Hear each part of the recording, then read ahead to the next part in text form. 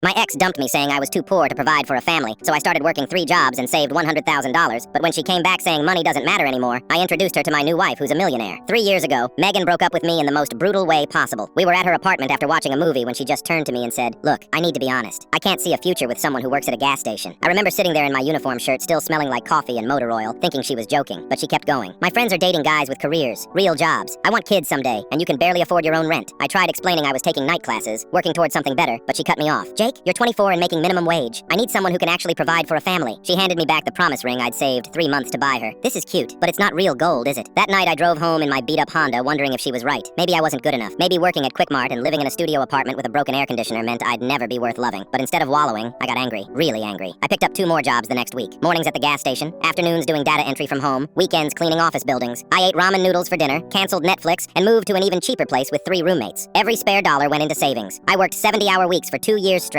My hands were always dry from cleaning chemicals, my back hurt from stocking shelves, and I hadn't bought new clothes in forever. But watching that savings account grow from $0 to $50,000 to $80,000 felt better than anything. At the office building I cleaned, I met Nicole. She'd stay late working and we'd chat while I emptied her trash. Turns out she was a software engineer who just sold her startup. She never made me feel small about my jobs. Actually, she said watching someone work that hard to prove themselves was impressive. We started dating 8 months ago. She drove a Tesla and lived in this amazing loft downtown, but she loved grabbing cheap tacos from my favorite food truck. When she found out I'd saved nearly $100,000 working 3 jobs, she actually teared up. "Most people I know inherited their money or got lucky with stocks," she said. "You earned every dollar." Last month, Nicole and I got married at City Hall. Nothing fancy, just our closest friends and family. I finally quit 2 of my 3 jobs and enrolled in college full-time. Nicole insisted on paying my tuition as a wedding gift. Yesterday, I was pumping gas when someone tapped my shoulder. I turned around and there was Megan, looking exactly the same except her highlights needed touching up. "Jake? Oh my God, I heard you were still working here. How are you?" I glanced at my wedding ring and smiled. "I'm great, actually. How about you?" She launched into this whole story about her marketing job and her apartment and how she'd been thinking about me lately. Then she said the words that made my jaw drop. "I've been doing some soul searching, and I realized money doesn't actually matter that much. What matters is finding someone genuine, someone who works hard." I nodded politely while she kept talking. "I made a mistake, Jake. I was young and stupid and focused on the wrong things. Maybe we could grab coffee sometime?" That's when Nicole pulled up in her Tesla to surprise me for lunch. She got out wearing her usual jeans and sneakers, but Megan's eyes immediately went to the car, then to the Cartier watch on Nicole's wrist, then to her designer purse she'd tried to downplay. "Hey babe," Nicole said, kissing my cheek. "Ready for lunch?" I put my arm around her. "Megan, this is my wife Nicole. Nicole, this is Megan. We used to date." Megan's face went through about 5 different expressions in 3 seconds. "Wife? When did you—